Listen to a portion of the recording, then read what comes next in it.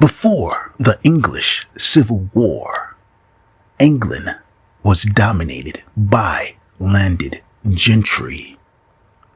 The landed gentry, aristocrats, and large landowners, they held most of the political power, especially through the monarchy and the House of Lords. Wealth was primarily tied to land ownership, and economic power was concentrated in country estates. The monarchy, especially under Charles I, was aligned with this traditional elite, maintaining feudal-like privileges and a strong hierarchical system. After the Civil War in the year 1649 to 1660, there was a major power realignment. During the war and after, the parliamentarian side, which included many Puritan merchants, financiers, and commercial urban elites, gained influence.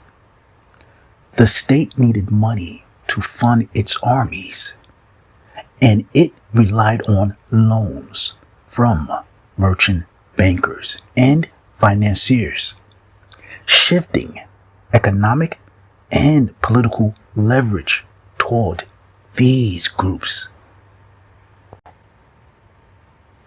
The Glorious Revolution of the year 1688 cemented this joint enterprise. Even though the monarchy was restored in the year 1660, the Glorious Revolution of 1688 cemented a constitutional monarchy with real power increasingly in the hands of Parliament, who were dominated by wealthy landowners, merchants, and bankers. This era saw the rise of institutions like the Bank of England in the year 1694 and the national debt,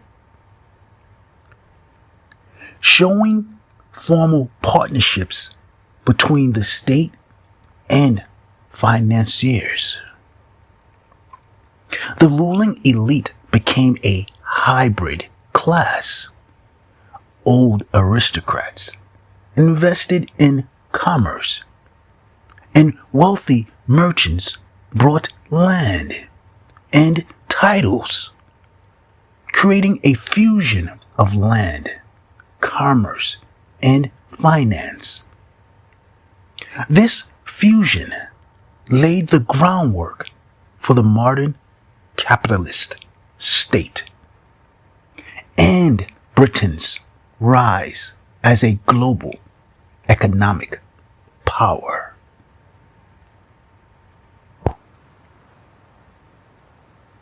The English Civil War, 1642 to 1651.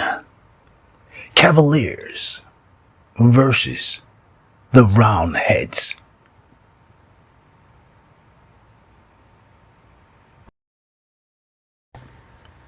David McRitchie in Ancient and Modern Britons, particularly in volume number 2, does make some provocative claims, including interpreting the English Civil War as having a racial dimension, framing it as a conflict not only of class and politics, but of ethnic or racial groupings within Britain.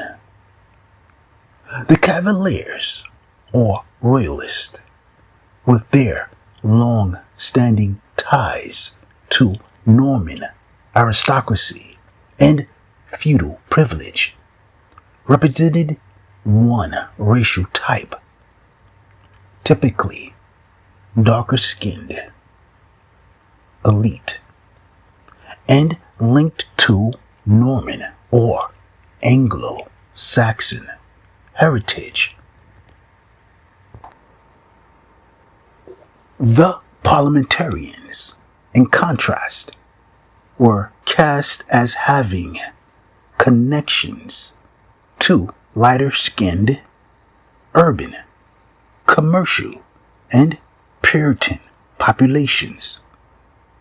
He ties this into a larger theory that British history is a racial struggle, suggesting that the Civil War reflected long-standing ethnic tensions underneath the class and political surface.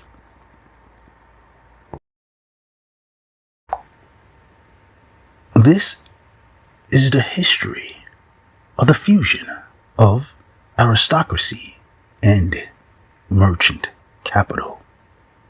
Before the Civil War, old aristocracy reigned supreme. Power was concentrated in the landed aristocracy. Old families with hereditary titles, wealth based on land, and influence at court.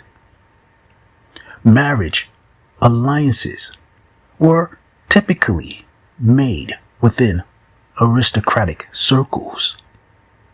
The aristocracy was culturally conservative and often disdainful of new money. The Civil War disrupted traditional power structures.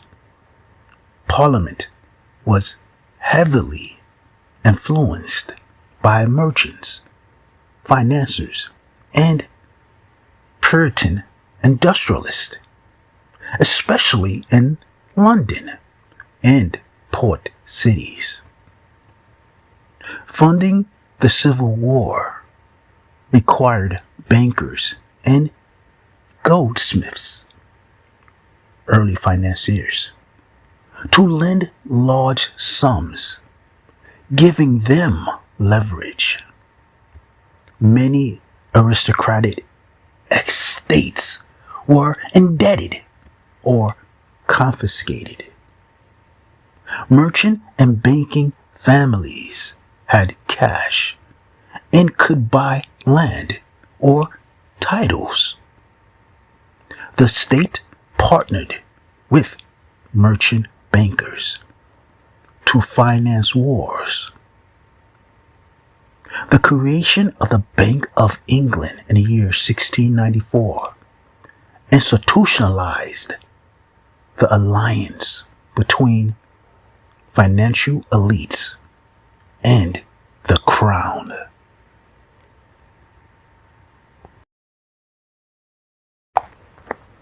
By the 18th and 19th centuries, there were strategic intermarriages between the nobility and merchant banking families. By the 18th century, it was common for aristocratic women from prestigious but cash-poor aristocratic families to marry wealthy merchant or banking men who were seeking social legitimacy. This marriage pattern led to landed titles plus financial capital, who consolidated elite power in the hands of merchant banking families with ties through marriage to the nobility The rise of hybrid dynasties like the Rothschilds, Barings, and other families, banking families, who intermarried with nobility or old money and new money, the banking families, fused to create a modern ruling class. It shifted from a closed aristocracy based on birth to an economic aristocracy based on capital. Some families of Continental Jewish, Huguenot, or Dutch descent entered the ruling class via finance and marriage. Merchant families from outside traditional English nobility entered the elite.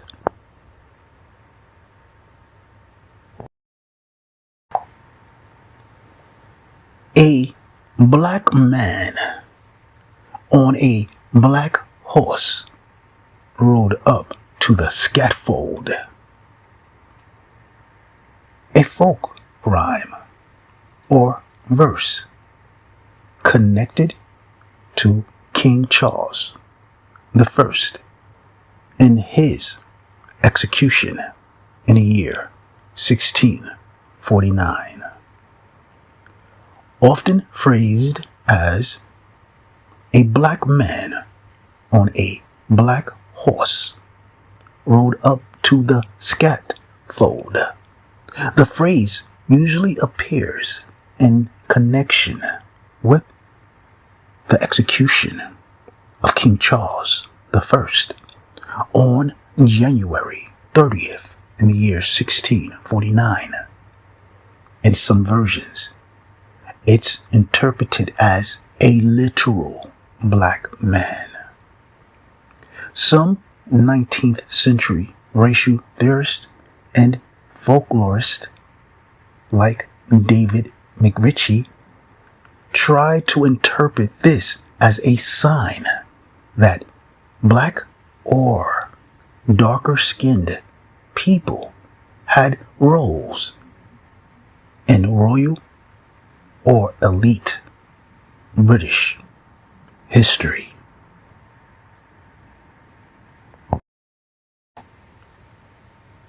The nursery rhyme, As I Was Going by Charing Cross, also known as I Was Going to Charing Cross.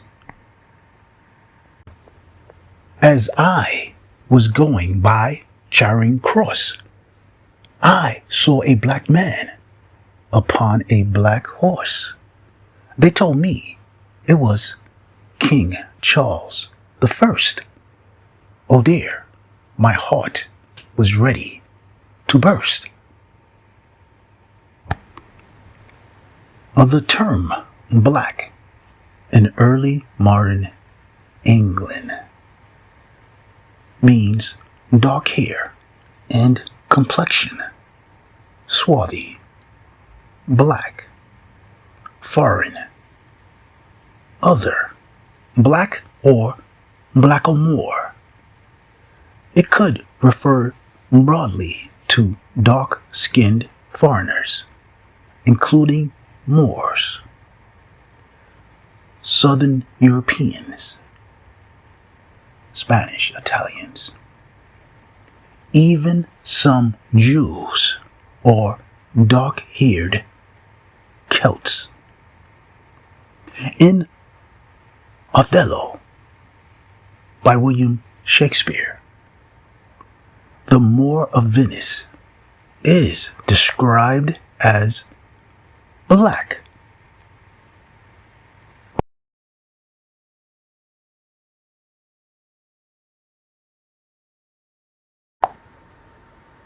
The Flemish painter Sir Anthony Van Dyck, court painter to Charles I, did indeed depict the king with a notably swarthy or olive complexion, with dark hair and sharp southern European features, and multiple portraits.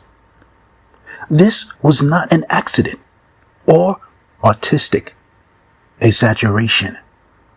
It reflected both Charles I's actual appearance and the royal aesthetic sensibilities of the time.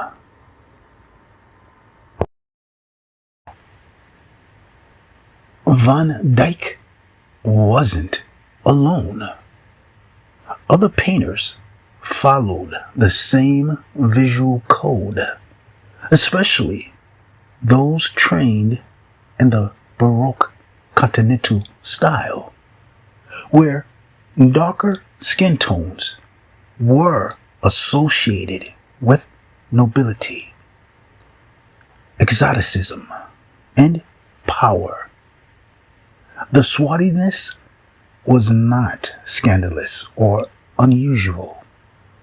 It was a mark of European royal cosmopolitanism, perhaps even Roman or imperial in symbolism.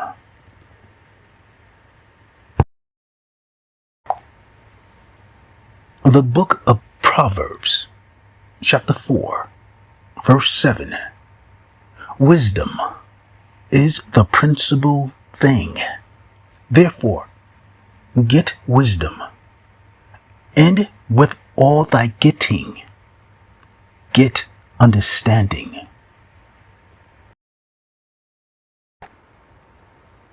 This verse beautifully frames the kind of deep historical and visual analysis we are doing. Not just collecting facts or images, but striving to interpret and understand them in context. When you are reading historical texts or viewing art like Van Dyck's portraits, this proverb reminds you to ask deeper questions. Like, why was Charles I painted swarthy? What did that mean in his time? With all thy getting, your gathering of sources, images, and theories, get understanding. Seek the deeper patterns and meanings that lie beneath the surface. The Amplified Bible Version. The Book of Proverbs, chapter 4, verse 7. The beginning of wisdom is get skillful and godly wisdom. It is preeminent. And with all your acquiring, get understanding. Actively seek spiritual discernment, mature comprehension, and logical interpretation. In medieval history, we are noticing a visual and symbolic pattern. Swarthy royal portraits, black references in folklore. In asking, what does that reveal about ethnicity, class, and identity, and how the elite in medieval Europe and England were portrayed? We are applying that proverb, by not just asking or accepting traditional readings, but reanalyzing history through a biblical lens, carefully but insightfully. The book of Acts, chapter 8, verse 30. So Philip ran to him and heard him reading the prophet Isaiah and said, "Do you understand what you are reading?" In the book of Acts, chapter 8, verse 30, the apostle Philip approaches the Ethiopian eunuch and asks, "Do you understand what you are reading?" The eunuch is reading the prophet Isaiah, but he replies, "How can I, except some man should guide me?" In the book of Acts, chapter 8, verse 31, this passage teaches a timeless truth. You can read words, study images, hear history, but still miss the deeper meaning without interpretation, context, or guidance.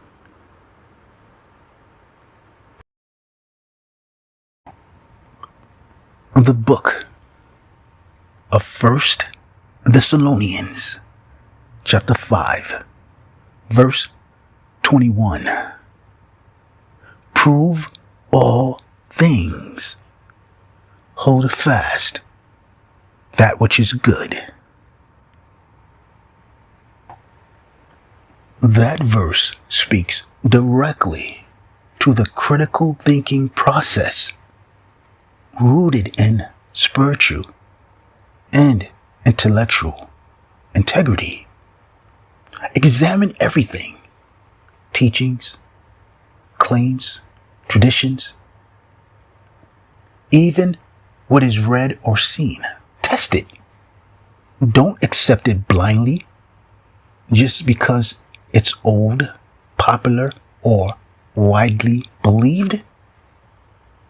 When something proves to be true, valid, or good, then affirm it and cling to it.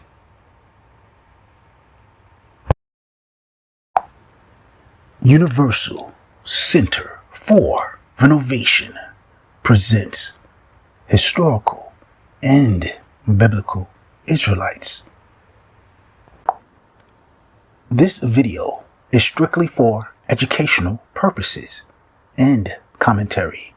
This video is of biblical and secular historical literature.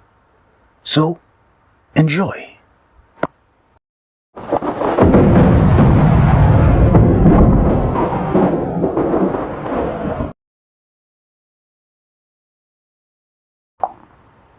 The English Civil War, 1642 to 1651.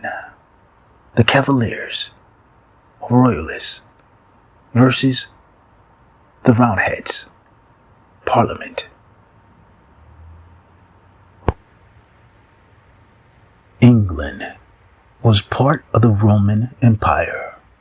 Roman Britain was a province of the Roman Empire from the year 43 AD to around 410 AD.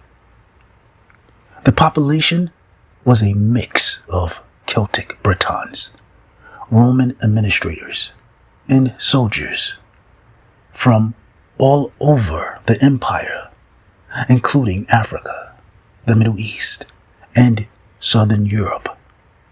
Slaves, and migrants from across the Roman world.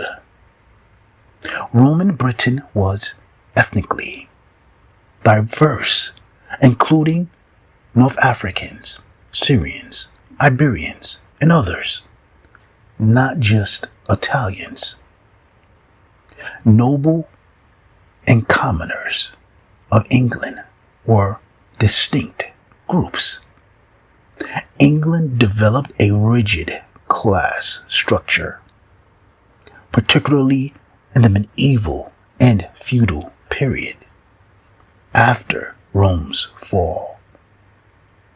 This social structure divided society ethnically and culturally to a degree. Though both classes lived in the same geographical area.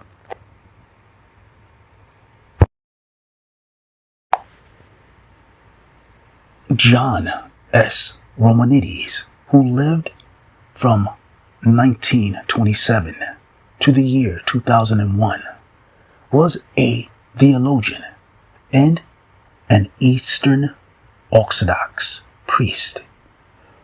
He did indeed argue that the serfs, villains, and commoners in Western Europe were largely descended from the conquered Roman populations, while the nobility, especially the Frankish, Germanic, Norman conquerors, comprised the ruling class.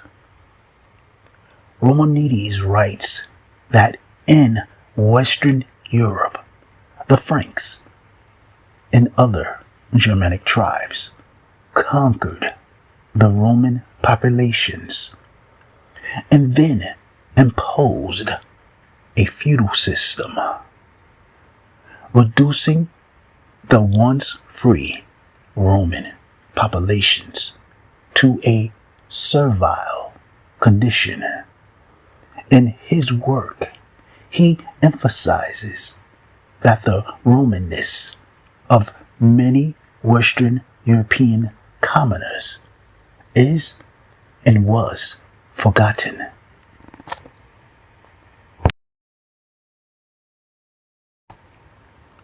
The populations in Europe that would later be constructed and labeled white were once Roman citizens. Roman citizenship was widespread in Europe.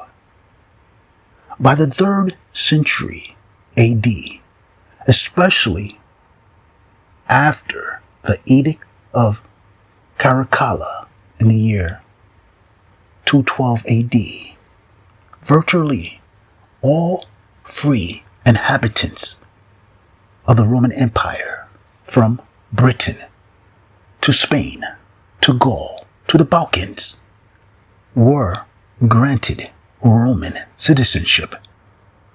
These included people we would now call Italians, French or Gauls, Spanish or Iberians, British or Britons, and Romanized Celts. Even North Africans, people from the Middle East and Turkey. At that time, Roman referred to a legal and cultural identity, not an ethnic or racial category. The modern concept of whiteness did not exist. Race, as we know it today, with rigid black-white boundaries, did not exist in Roman times. The Romans categorized people by region, language, class, religion, and cultural assimilation, not by skin color.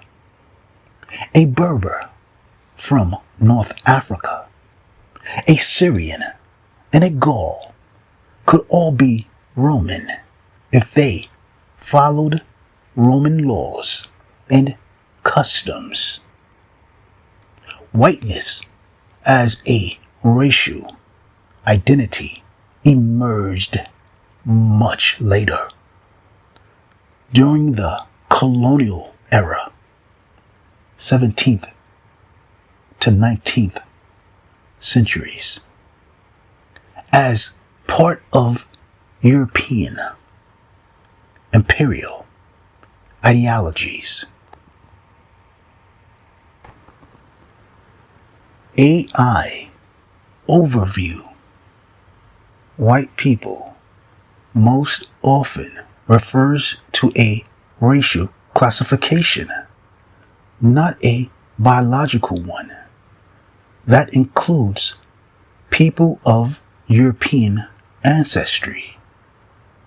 It is a social and political construct, and its specific definition and who falls under it have shifted over time and vary by context. Key aspects of the term: social and political construct. The concept of white people was created to advance political and social hierarchies in colonial America. For example, the legal concept of whiteness was used to create a hierarchy of power and privilege that solidified the institution of slavery and exploited poor whites. Historically, different European ethnic groups, such as Irish and Italians, immigrants, were not initially considered white by the dominant culture until they were later absorbed into the category.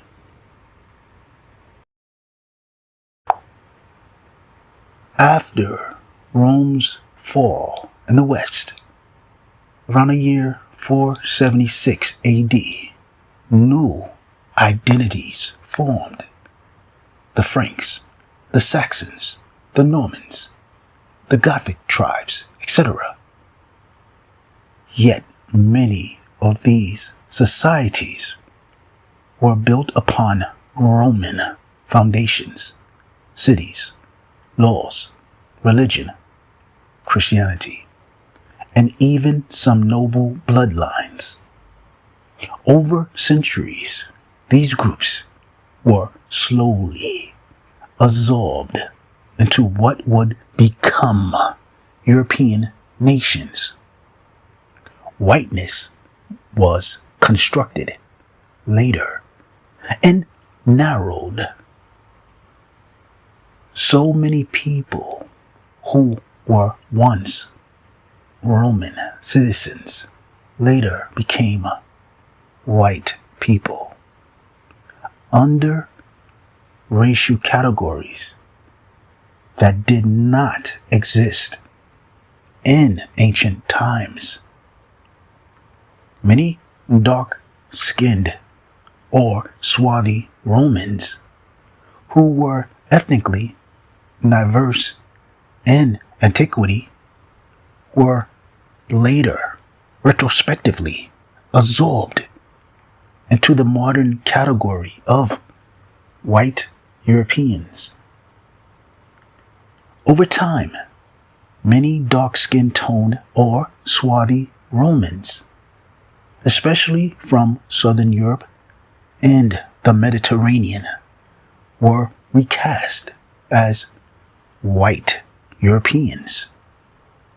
A Roman from North Africa or southern Italy with brown or dark skin tone could be considered white today, but not because their skin color changed.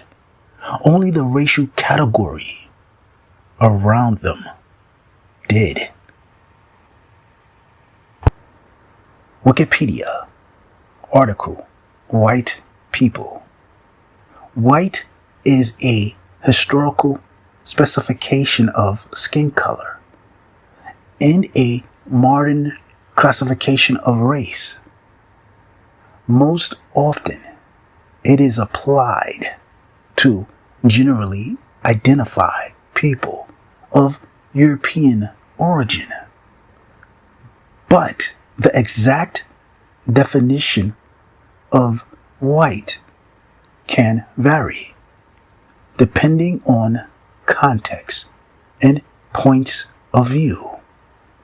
Beyond racialization, the word simply denotes any person with light skin, usually that which is colored carnation. A description of populations as white in reference to their skin color is occasionally found in Greco-Roman ethnography and other ancient or medieval sources. But those societies did not have any notion of a white race or a pan-European identity. The racialized understanding of white race or white people entered the major European languages in the late 17th century, when the concept of a unified white people achieved greater acceptance in Europe, particularly in the context of race-based slavery and social status in the world's European colonies.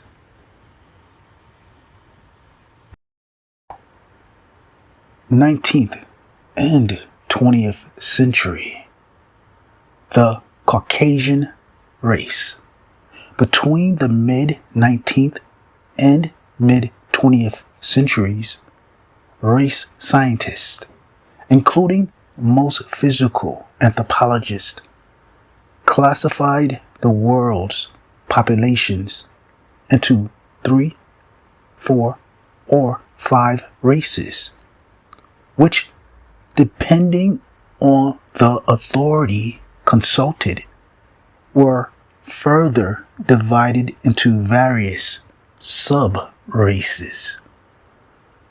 During this period, the Caucasian race, named after people of the Caucasus Mountains, but extending to all Europeans, figured as one of these races and was incorporated as a formal category of both pseudo-scientific research and in countries including the United States, social classification.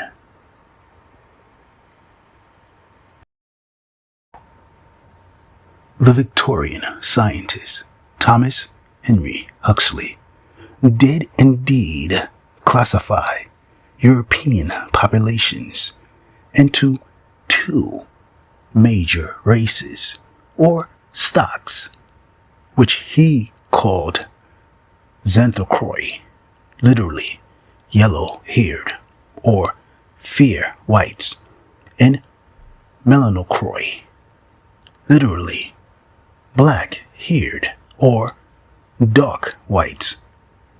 However, Huxley's work is important historically because it shows how Victorian scientists constructed ideas of white European identity and how those ideas influenced later racial thinking. There was never any scholarly consensus on the delineation between the Caucasian race. Some authorities following Huxley in the year 1870 distinguished the xanthochroi, or light whites of Northern Europe, with the melanochroi, or dark whites of the Mediterranean.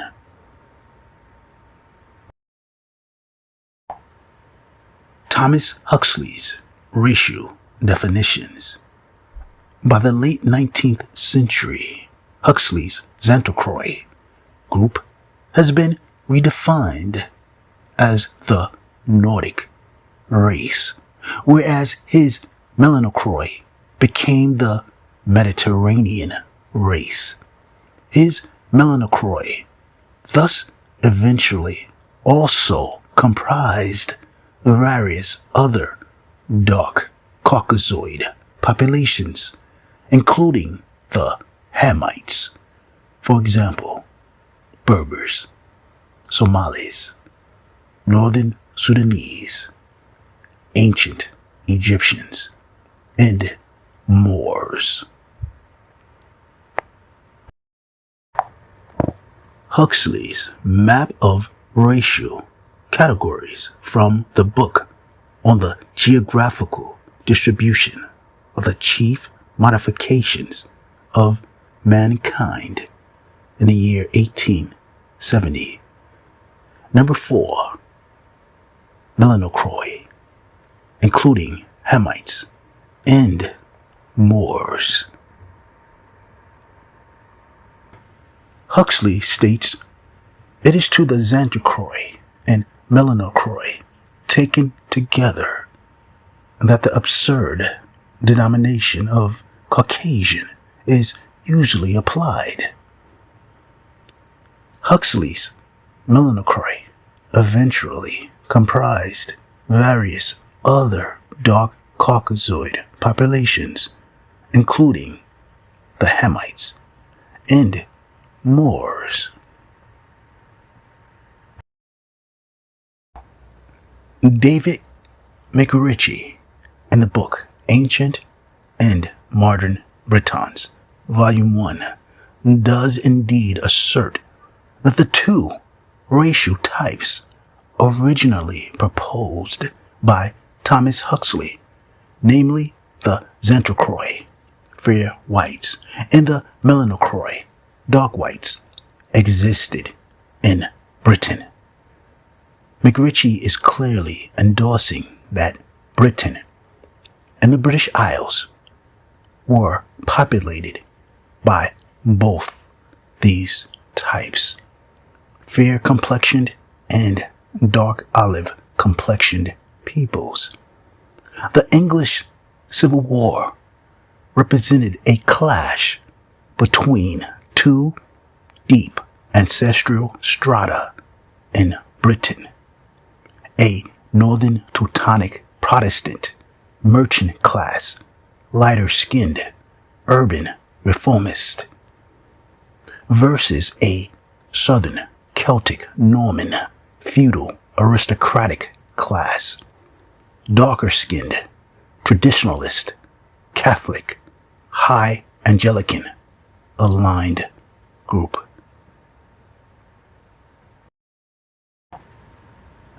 This image truly carries the gravity and artistry of a museum quality historical painting. It depicts two opposing archetypes from 17th century England, the dark Cavalier and the fair parliamentarian Roundhead. Rendered in the dramatic chiaroscuro style of the Baroque masters. On the left, the Cavalier stands or rides with the effortless elegance and melancholy pride of the royalist cause.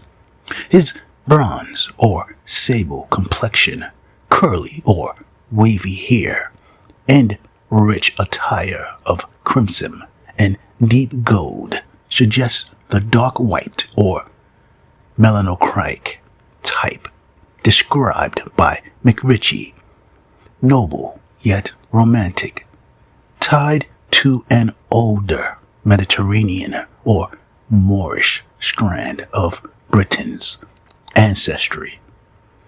The light falls on him like sunset fire, warm, emotional, fading, yet glorious. On the right, the parliamentarian Roundhead embodies the xanthocroic or fair white type, pale skin, sandy hair, sober, black attire, plain armor. He represents restraint, reason, and the emergent Puritan spirit. The cooler, gray light around him evokes moral austerity and the coming age of the Protestant modernity. Symbolically, the painting captures a racial and philosophical duality that defined Britain's transformation, the blending of southern warmth and northern coolness, passion and order, memory and reason, the contrasting color, temperatures, warm golds versus cool silvers, and directional lighting symbolizes the inner conflict of empire, where differing bloodlines and temperaments forged the British identity.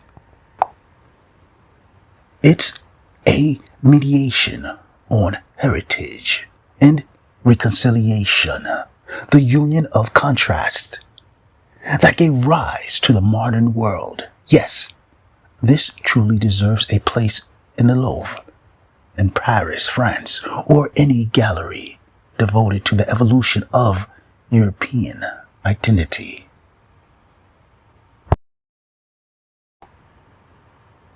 Parliamentarian Roundhead faction during the English Civil War and the later development of scientific racism. The Roundheads parliamentarians represented the urban, commercial, and Puritan middle class, particularly in London and other growing cities. Supporters of constitutionalism, Calvinist, Puritan, religious reforms, and anti-absolutism.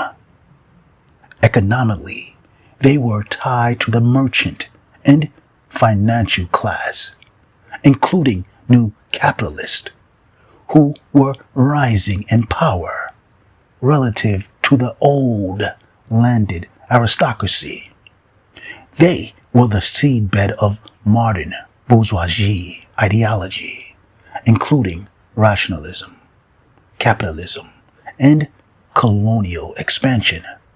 The ideological roots of scientific racism emerged later, mainly in the 18th and 19th centuries, but its intellectual foundations were laid in the Enlightenment, which drew heavily from Puritan and Protestant rationalism. It was fueled by the needs of expanding capitalist empire, justifying slavery, colonization, and racial hierarchies. Early proponents were often educated elites aligned with the Enlightenment thinking, Protestant ethics, and emerging scientific institutions. So, while Roundheads themselves didn't invent scientific racism, the ideological, religious, and class structure they helped create enabled its rise. In this sense, the Roundhead class laid the groundwork for a new ruling order that would later justify itself in its global conquest through racial science. This image shows a 17th century oil portrait painted in the Baroque style, depicting a parliamentarian, a Roundhead officer, a member of the faction that opposed the royalists during the English Civil War. The figure stands or sits in a composed, disciplined pose, his attire reflecting Puritan restraint rather than aristocratic flamboyance. His clothing is austere, dark wool or leather armor with a simple white collar, plain cuffs, and little ornamentation, emphasizing moral gravity and Protestant virtue over vanity. The lighting is symbolic. A cool, steady glow illuminates his face and hands, suggesting clarity, conscience, and conviction, ideals prized by the Puritans. The background may show a stormy or muted landscape, representing the turbulence of war and moral struggle. Physically, the figure embodies the xanthochronic, fair white type described by McRitchie and Huxley, light skin, fair or reddish hair, and gray or blue eyes, a type associated with the fair whites of Northern Europe. His features evoke resolution, intellectual energy, and a belief in divine purpose. Symbolically, this image contrasts with the dark Cavalier type. The Roundhead symbolizes rationality, moral purity, and reform. The Cavalier, by contrast, symbolized passion, artistry, and the continuity of older, more southern lineages. Together, they personify the cultural and physical duality within Britain. The fair northern and dark southern strains that McRitchie and 19th century anthropologists believed shaped both class and character. The fair parliamentarian, Roundhead, xanthochronic type image. What does that mean? Fair parliamentarian, Roundhead. This phrase blends historical and anthropological ideas. Number one, fair parliamentarian refers to the supporters of Parliament during the English Civil War, 1642 to 1651, often called Roundheads. They were frequently drawn from Puritan, mercantile, and middle gentry circles, especially in eastern and northern England. In the racial typology language of the 19th centuries, like McRitchie's, this group was often associated with fair complexions, light eyes, and straight or flaxen hair, traits linked to the so-called xenochoric, fair white, or Nordic type. Number 2, Roundhead, literally referred to the short cropped hairstyle of Puritans, contrasting with the long-haired Cavaliers. Symbolically, it came to mean austere, disciplined, and egalitarian, visually the opposite of the dark, romantic, aristocratic Cavalier. A xanthochoric type. This term comes from 19th century physical anthropology, especially the classifications of Thomas Huxley and later William Z. Ripley. It combines Greek roots xanthro equal yellow, golden, fair, choric, skin or color. Thus, xanthochoric literally means fair-skinned or golden-haired, a descriptive label for people with pale or ruddy skin, almost translucent, as McRitchie says, blue or gray eyes, blonde straw or reddish blonde hair, abundant facial and body hair, tall stature.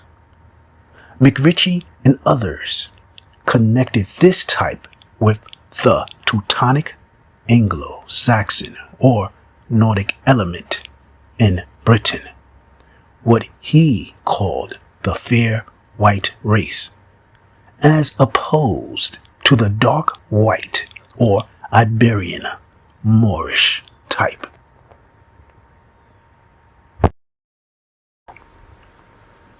The symbolic and historical meaning.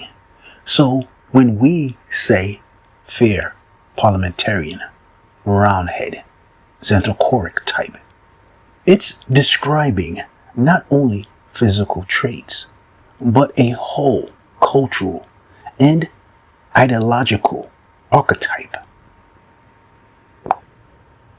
Aspect: fair parliamentarian, xanthochoric, the physical type, tall, pale, flaxen, or ruddy.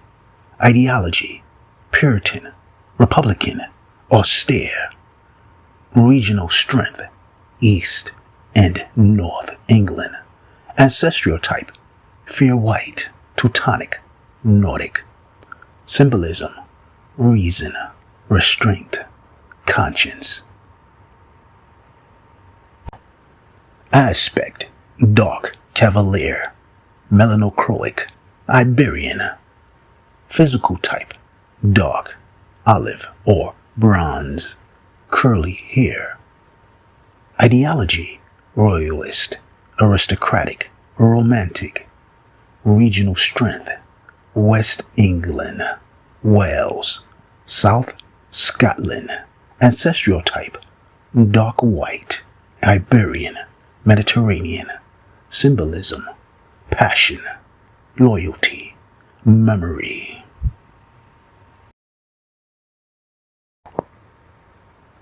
The English Civil War, 1642 to 1651.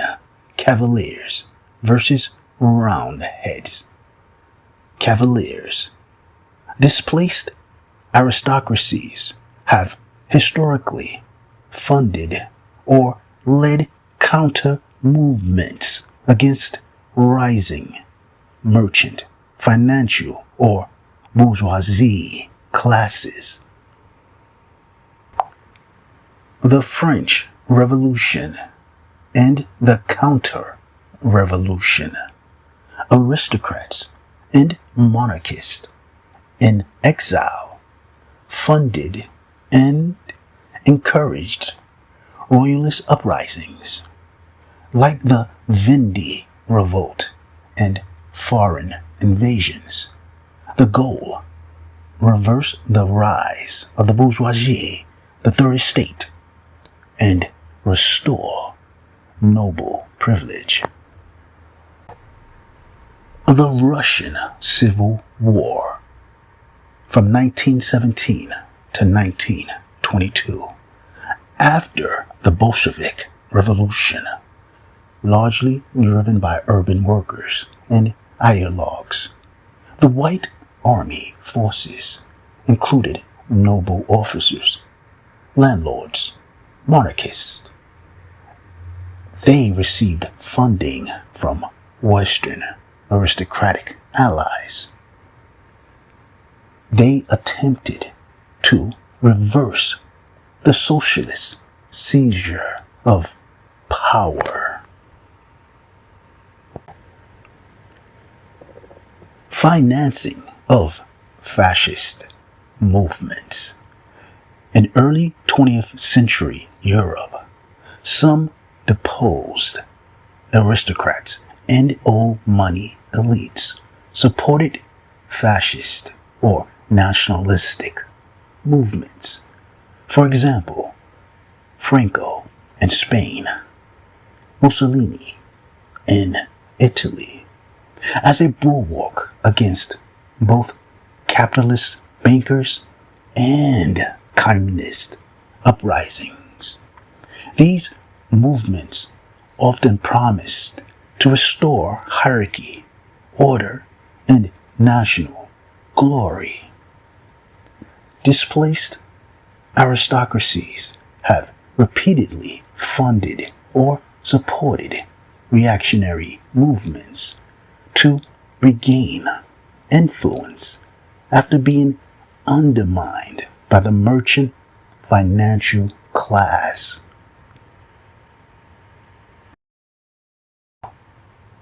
Wikipedia Roundhead.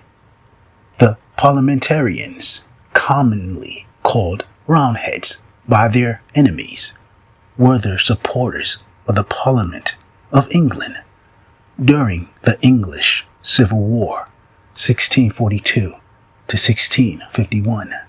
They fought against King Charles I of England and his supporters, known as the Cavaliers or Royalists, who claimed rule by absolute monarchy and the principle of the divine right of kings. The goal of the Roundheads was to give to Parliament the supreme control over executive administration of England.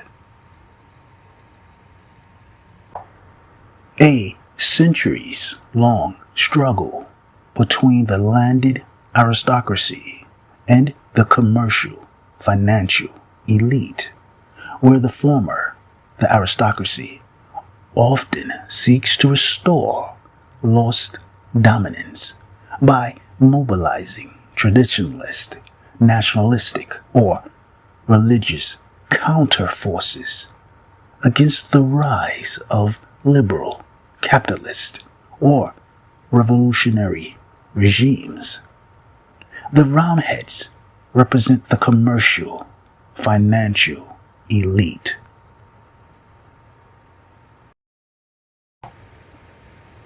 England's many Puritans and Presbyterians were almost invariably Roundhead supporters. Some Puritans, but by no means all of them, wore their hair closely cropped round the head or flat. This created an obvious contrast between them and the men of courtly fashion who wore long ringlets, curly hair. During the war, and for a time afterwards, Roundhead was a term of derision, and in the New Model Army, it was a punishable offense to call a fellow soldier a Roundhead.